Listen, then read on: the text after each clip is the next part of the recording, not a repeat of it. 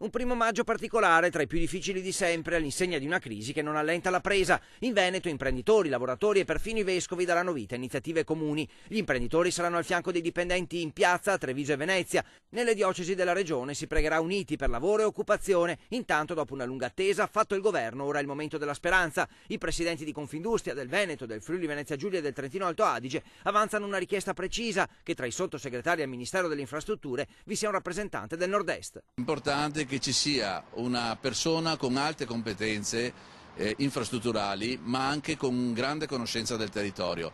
E quindi il richiamo che abbiamo fatto noi, la richiesta specifica al Presidente Letta, è per cortesia che a fianco al Ministro ci sia un sottosegretario in grado di sviluppare e che abbia grandi competenze e conoscenze del territorio.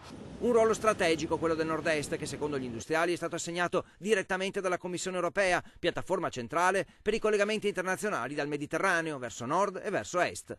C'è una grande attenzione proprio anche in funzione per esempio dello sviluppo che c'è nello stretto del canale di Suez, dove c'è il raddoppio del canale. C'è una previsione di un grande traffico che arriva dall'Oriente e che si passerà per l'Adriatico. Il pericolo, se non sarà ascoltato il territorio, è che il Veneto resti indietro e non ricopra più un ruolo centrale.